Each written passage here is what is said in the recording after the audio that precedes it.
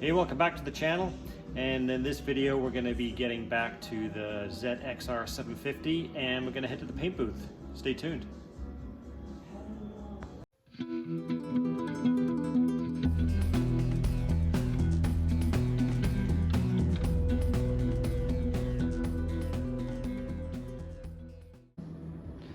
So like I said, in this video we're going to head to the paint booth to finally get all of this stuff painted up in the red, silver, and black livery of the ZXR750, the European color scheme, which I love. So it's been a few weeks since the last video on this bike, partly because, well, number one, just been waiting to get a slot in the paint booth. It's kind of a busy time of year for my buddy who does kind of painting as a bit of a side gig. He's retired as well, but of course springtime everybody comes out of the woodwork to get paint work done. And so I've been waiting for a spot to open up in the booth because I kind of have to tie it up for like the evening of the day before, 12 hours of the day to paint, and then the morning of the day after to get everything kind of taken down and brought home. So I end up tying his booth up for like a day and a half really. So anyway, we're gonna head there today to get that done. Everything has been prepped, so I got all the primer on as you saw in the last video. Everything was sanded back. I put a guide coat on it. I found a few little problems here and there which I fixed up. It's a good thing with the guide coat. It's a bit of a pain in the neck to sand it off, but you know, at the end of the day it's well worth it because you do end up finding a lot more blemishes than you would ever discover if you don't put a guide coat on it. So I never used to put the guide coat on it. It just seemed like an unnecessary pain in the backside to me, but I will say I'm kind of converted on that front.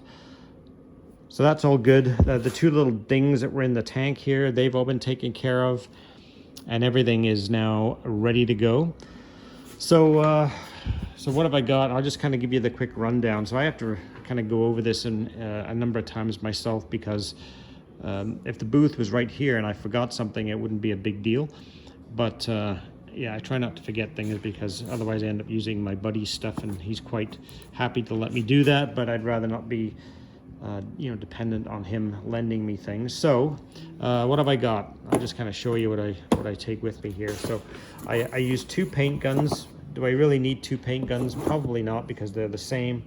But I do keep one gun for base and I keep one for clear, and I have separate cups for the two of them.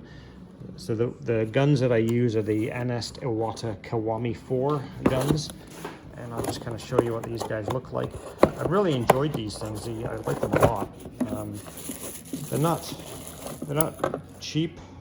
They're not super expensive either, but you know, all in all, they're not a bad gun. They feel really nice in the hand, and they seem to do pretty well. I don't have that. I can't remember what the name of that cup system is, where you can paint upside down. You have the bag inside the clear. I just use the conventional style cups on here. I don't really need the other stuff. And I will be taking this little airbrush type of gun with me. It's just very handy when you've taped up the panels so you've got multiple colors going on. You know, I've done this now 3 times at least, doing multiple colors on a bike. So all these guys have been done with 3 different colors, and inevitably somewhere along the way, either because the masking tape has lifted a little bit, or because, as I've said before, when you mask a panel, I don't put tape on everything. I tape the line and then I put the masking paper on and then tape it up underneath. But if that tape lets go anywhere, even underneath, then it's very easy for paint, vapors, and overspray to get underneath the paper and come and land on the upper side of the panel. So if I'm taped off, you know, here for instance, and I'm painting the green in this session, or now it'll be red. If I'm painting this red and the paint gets underneath the paper, then you end up with red sitting on top of the silver, just like it just kind of dusts it over.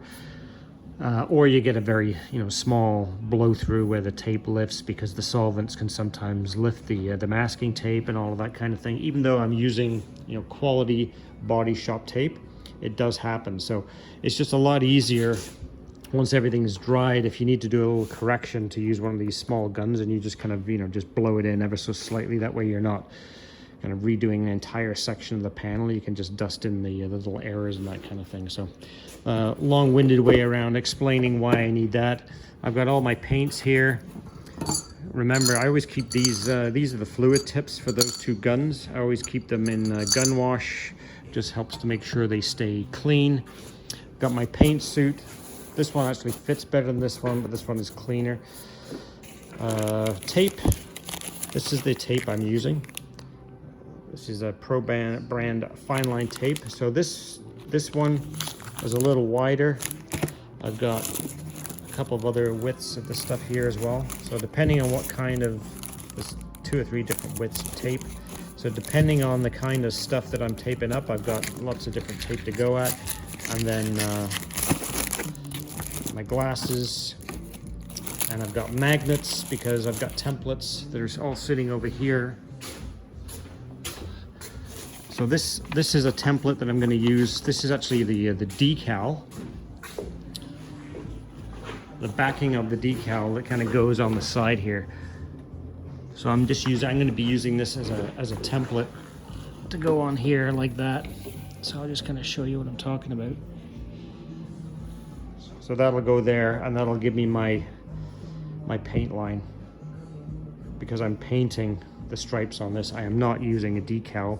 The Kawasaki part will be a decal, but what is white there and is going to be silver on there is going to be painted on, because that particular decal, as you may recall from that 1990 video, huge pain in the neck to lay that decal down. And I had a pro guy come in here and do that. You can see that on my channel. And even he said it really stretched his abilities. It really challenged him. So I'm painting that on. And then, again, I think you've seen, so there's the Kawasaki decals there. And what else have I got? Tank decals are here. So I'm going to show you these in case you're tuning into the channel for the first time and you need to see this. Not familiar with the process. I made these decals based upon an original unpainted tank. So the idea is like this, you can kind of see here. So these templates just kind of fit onto the tank. So basically the whole idea is you paint the whole tank silver in this case, or white depending if you're doing the traditional color scheme. And then when you go to paint the, let's say in this one I'm going to be painting the black, or in another case where you're painting the blue, let's put it this way, the right way around. You lay the template on like that. And then I got these little magnets that'll hold it there. And basically what that'll do for you is it will allow for the tape line to be laid down. And then you can kind of mask off from here down, and then you can take that off, and now you can paint the top of the tank in the black or the blue, depending on the color scheme that you're doing. And similarly with these templates here, there's one for the left side of the tank and one for the right side. So this would dictate where the green or the red would go, and the magnets are just really handy for from holding those on to the panel. This is another decal, the backing paper off a decal. So again, I'm not going to be using a decal for this. I'm going to paint it. So I kept the backing paper quite simply to use as a template for these panels. So obviously you can just flip it around the other way and use it on that, just to guide the tape lines. So what are the colors that I'm using? So this is Valspar paint, which is all I use now. It's a conventional solvent-based paint. It's not a waterborne. And this is the red color. And then the silver paint, that's the color. And this, why am I using this particular silver with that paint code? Well, I had some extra silver vinyl sent to me from the decal manufacturer. The same silver that's on here. And so what that allowed me to do was to take that into the paint shop and get a match off it. So then the silver paint that I'm painting on the panel is going to match the decal. And then the black is a General Motors 8555 black paint. It doesn't say it on that one, but it does say it on this one. Right there, 8555 General Motors. And yeah, you know, despite what you might think, black is not black. If you want just a very plain black, this is kind of a decent way to go. It's you know, there's so many different black tints these days. It's not just, you know, the straightforward, just give me some black paint. So this one I know is just a straight black. The other thing I've done here is for the tank, I've mounted an old tank bracket. This is a ZX7 tank bracket, but it's an old one off a different tank. I used this the last time I painted the 89 ZX7, and that's why it's green. So I'm just going to reuse that one. This is not the one that's going to be on the bike, it's just a spare one. And then at the front, because the front bracket really doesn't lend itself very well to be mounted up, because I always have everything mounted up on posts just so I can get at everything properly. I can get underneath to spray underneath here properly. I made a bracket that'll allow that to sit up, and I can mount. I've got a couple of different options for mounting this to a wooden post, and we'll show you that at the shop, how everything gets laid out. All right, here's something else that you want to consider doing if you're painting a body panel that's going to be more than one color, like these side panels. So it's basically, this will be red, silver, black, silver, red. So it's, you know, you got to go at this panel 3 different times to get it to the right color. But the reason it's important to consider that is you need to start masking off any of the openings in the panel like I've done here, because let's say you're kind of, you know, you're painting you painted the silver and you painted the black, and now you're going to paint the red. So the red section will be kind of back here in this part, and there'll be red up here. If you haven't covered over these holes and you've got it all masked off, it's quite easy for the paint, as I indicated earlier, that the paint vapors and the atomized paint will travel. It can travel underneath the panel, even if you've got it masked off on top. And if it doesn't come underneath the paper, it can come through these holes. And next thing you know, you've got red paint particles on your silver or your black or what have you. So it's just kind of one extra step to make sure that you eliminate the possibility of paint getting where it shouldn't go. And the part of the process that I still struggle with, to be honest, is I'm getting better with the masking where the actual tape lines go on the front side of the panel, because I've switched over to a different fine line tape. As I showed you before, I'm using this stuff, which seems to be better. And I've also switched masking tapes. So this 3M tape, which I think is actually a waterborne tape, the yellow, for me has been a better product to use than this stuff. So this is also an automotive tape. This is Car Works. But I find that this stuff tends to lift when the solvents hit it, and I've had more problems with the orange tape and fewer problems with the yellow tape.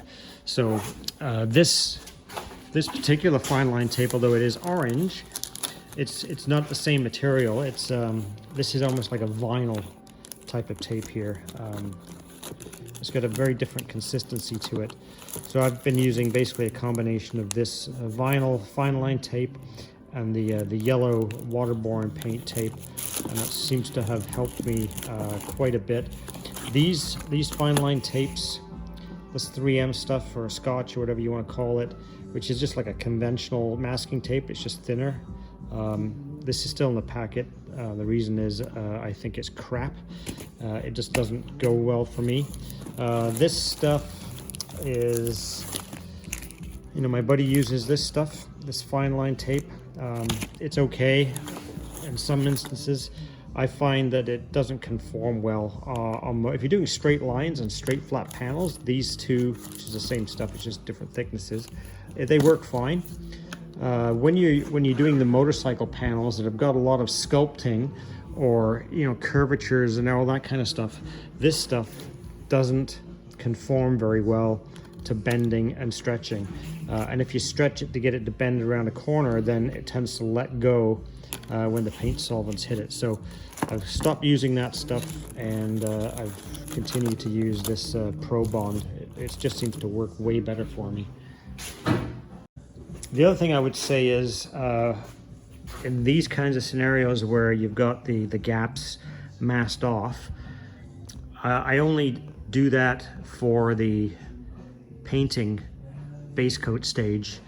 And then what I've learned is it's not a great idea to leave that in place for the clear coat, because what tends to happen is with the clear coat is a slightly thicker paint, and right at the very edges the clear coat will flow onto and stick to the tape.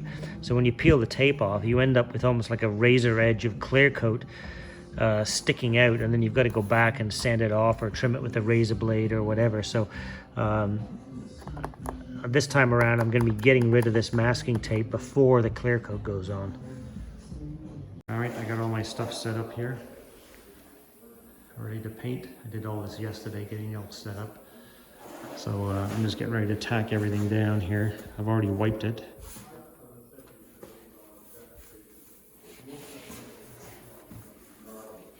With I wiped it with panel wipes, and now I'm just tacking this stuff off to make sure there's no dust and whatnot on here. So we'll get this tacked, and then we'll start with the silver. All right, so we've got the silver on. You can see it there. It's kind of hard to video the silver over the gray. It doesn't look too much different, but on these panels, of course, this is just where the stripe is going to be. Most of these are all silver. It's just easier to paint the majority of the panel as opposed to trying to do it in the patchwork fashion. Same with the tank. So this is going to sit now for an hour before I could start taping it off to put the black on. So once these get taped up and masked, that'll be the next thing. And then of course I've got to uncover this. This is the V-brace. I'm going to tighten that back up on the stand there, and then that can get painted at the same time. All right, so here you can see the template for the tank is on. It's held on with the magnets, and I've already laid down the fine line tape around there. So now I've got the thinner fine line on. I'm going to go on with a thicker fine line, and then we'll start putting the paper, the masking paper on top. The reason I go ahead and put this on is just to make sure that, just kind of extra insurance really, just to help stop more of the possibility of the blow-by if for any reason this yellow tape or the orange tape lifts up. Actually, I thought I had more of this, and this is all I've got with me, but so it's just insurance is all. All right, so by far the longest part of any of these paint jobs, the process of taping and masking takes absolutely forever. And this is for the black to go on, which on most of the North American bikes it would be normally the blue, but as you know, we're doing a different color scheme. But yeah, this hour and 20 minutes to tape this up. You know, the application of the paint doesn't take very long. The masking takes absolutely forever. So, and it's just painstaking. You can't rush it because otherwise you have problems with the tape lifting or whatnot. But this is taped to death, to be honest with you. But I'm just paranoid about getting paint I kind of keep going over it and running my finger down the tape just to make sure everything's going to stay down. Anywhere where there's a wrinkle in the paper, like here, I put a bit of extra tape over it just in case there's a hole somewhere, because you don't want the black paint shooting through the crumpled hole in the paper. Then it gets all over the silver and you've got to blow that in again. So yeah, it's just a long, painful process. Yeah, can't really rush it. Yeah, well, you can't rush it at all.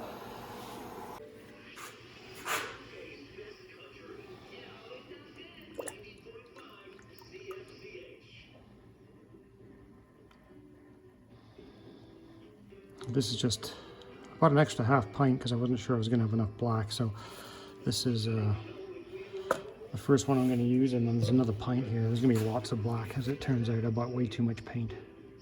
All right, the black is on.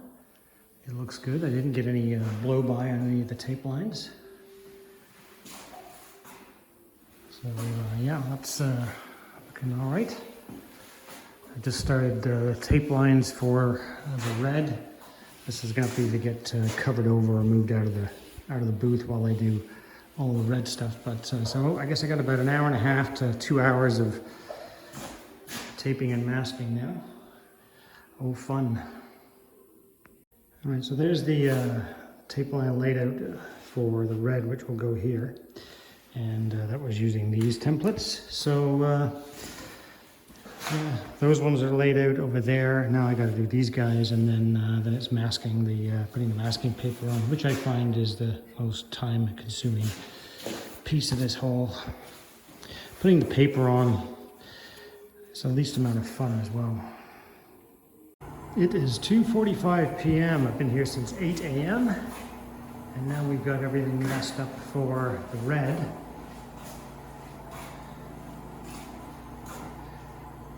So basically preserved under here is silver, black, silver. And what you see at each end will be red. Same as here, black, silver, this will be red. And on over here, top part of the side fairings, the belly pan, whatever you want to call it, this will all be red. This upper fairing is going to be red inside and outside. And then we got the solar cowl and the tail light surround. When I paint this one, I am going to have to grab with one hand and kind of move it this way, just so I can get underneath there properly. It's kind of not the ideal. I probably should have mounted it kind of more this way somehow, but anyway, it is what it is. I'm sure it will work out fine in the end. So yeah, this will be the last color. All being well, we won't have any blow-throughs anywhere. And then at some point this afternoon we'll get some clear coat on it. All right, let's get some of this red poured into the paint gun. I'm gonna give myself pretty much a full paint cup here.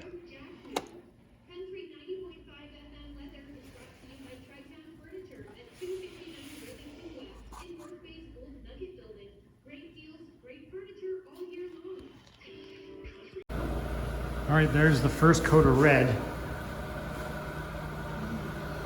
The entire booth has got a pink haze to it, or a red haze, I guess it is. But anyway, it's yeah, it's coming along fine.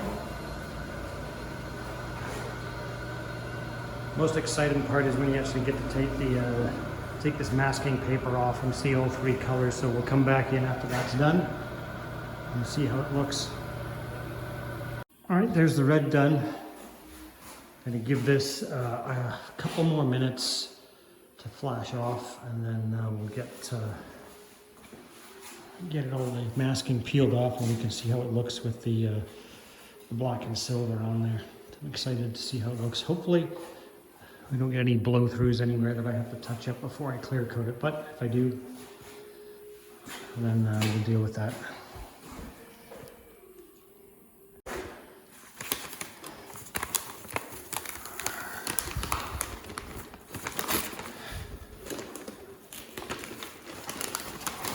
Color combination of the black, silver, and red is pretty Pretty spectacular, I gotta say.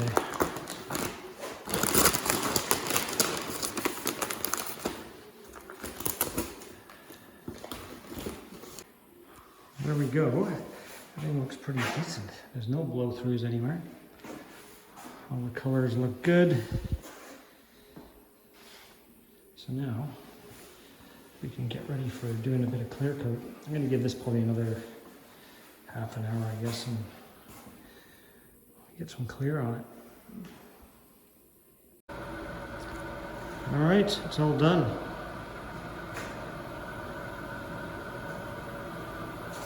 And one little tiny run right there, which I can, I'll sand that off and buff that. That's no big deal. But yeah, everything looks pretty good. Pretty happy with all this.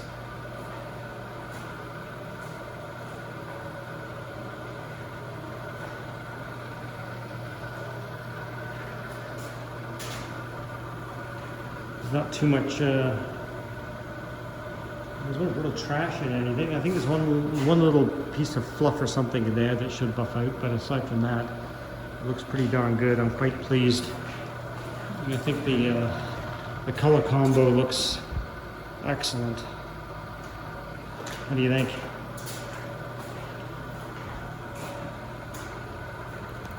I love it. So yeah, we're going to leave this overnight. I will come back tomorrow morning and pick everything up. Should be good. I only did one coat of clear inside. I didn't need to hit that with 2 coats, but yeah, I'm really pleased. Really pleased. A successful day. It was, I guess I started at 9 o'clock this morning and now it's about 5:30 p.m. So long day, but a successful day. Tank looks great. All right, so we are back at home with all of the freshly painted parts. A couple over here, and I gotta say it again, how awesome these things look. This is definitely one of the most exciting paint jobs I've ever done. It just surpasses my expectations on how this color scheme goes together so well. It's yeah, it's gonna look awesome when it's on the bike. I just can't wait to put it on there, but I have to. About a week, and then I can start fitting some body parts. I still haven't done the kind of the long run on this bike and the carb sink. That's just kind of been sitting there. It's springtime, so busy with farm stuff, so I really haven't gotten to do too much on the bike lately. And of course, after a week passes, I'm going to have to wet sand the tank so I can put the decals on, and it can go back for clear coat. And then I'll probably also wet sand these with 600, and then I can put the Kawasaki lettering in the silver stripes there, and then take those back for another coat of clear as well. So then yeah, then we can get everything mounted up on the bike. It should look pretty spectacular, I think. Really looking forward to seeing all this go together. It's going to look great.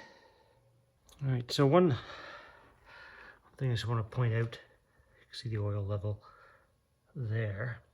It's right up to the top mark there.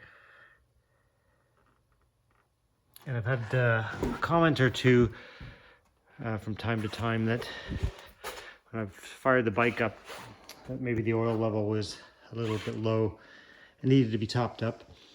The oil level is fine when the bike is first run. The only time it is a little low is when I first crank it over to move the oil through the system before I actually start the bike. But before I get started, the oil does get topped up.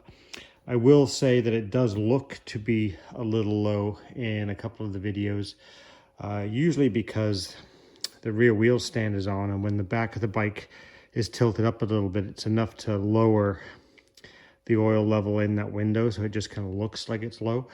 But yeah, thanks to everybody that kind of points that out. Concerned, obviously, that I'm going to run the bike with not enough oil in it, however you want to say it. But yeah, it is topped off. I always do check that.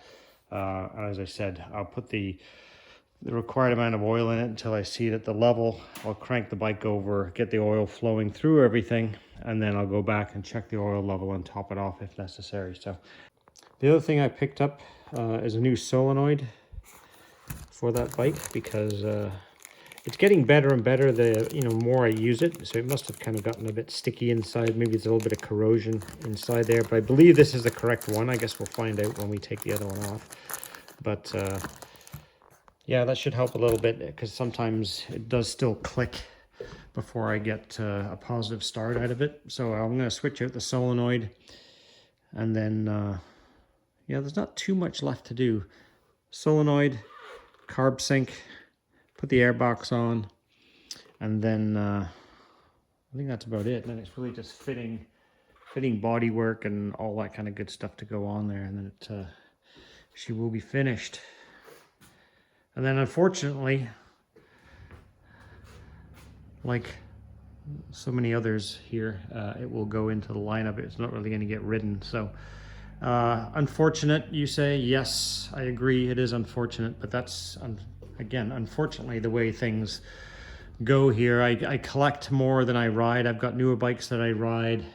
Most of the stuff I do my restorations in the winter time, and so I can't take these things for a ride in the winter, because here in Canada, in the Northland, we're kind of full of ice and snow and minus 20 degrees Celsius, and these things get tucked away for, usually where I am, it's 7 months, at least 7 months that my bike is off the road. All my bikes are off the road. If you're lucky, you can ride in October, but aside from that, you're waiting until you wait till May basically to get back on the road. And I'm not sure what the insurance rates are like in the country that you are living in, or in the province if you're in Canada, but in Ontario, Canada, we have exceptionally high insurance rates. So to keep all these bikes insured for the road would be cost prohibitive. So it's just an unfortunate reality.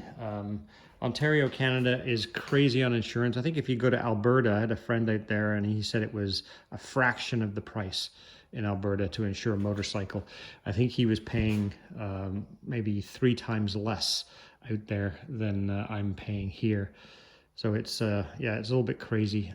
A bike like this would be, I would say, $750 to $1,000 a year. And I'm a mature rider with a clean driving record, so yeah, it's a bit nuts on how much they charge. So obviously you can't keep all these things insured for the road all of the time, because I would be broke pretty quickly doing that. So and besides, I mean, I enjoy looking at these things, so that's kind of a good portion of the reason why they're here. They're kind of rolling artwork for me.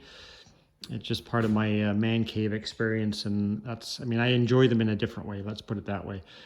Once in a while, like every year or so, I will kind of pick a particular bike to put on the road and ride for the summer.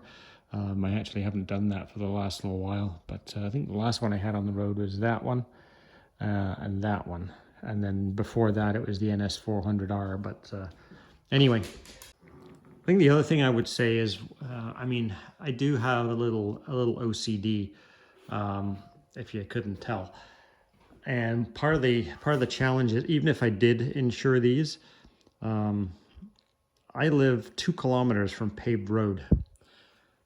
So one ride on one of these bikes would mean I would have to basically strip the bike down and detail it again, because they're gravel. And if it's rained any time in the past week, then you're pretty much going to have mud spatters all over the place, because it's a clay-based underneath our gravel roads, and it holds the water for a long time. So yeah, it's a mess here when you're trying to keep stuff clean. So that's the other reason. I've got OCD, and having these things get dirty is yet another reason why they end up staying up here most of the time. Good reason, bad reason, I don't know. It's just a reason, just one of many. But yeah, anyway, back to this one. That's gonna, I think, pretty much do it for the paintwork. And yeah, it's been a good experience. I really enjoyed painting yesterday. It went well. It's always better when it goes well. So I spotted a mistake on my tape lines. A very subtle mistake, but it could be important. So you see on the left-hand side how the entirety of that mounting tab is silver, and on the right-hand side it has a red band on it. So the one on the right is correct and the one on the left is wrong, and for some reason I did not follow my pencil marks when I marked out the lines, because if you look really closely there, you can see the pencil line right there.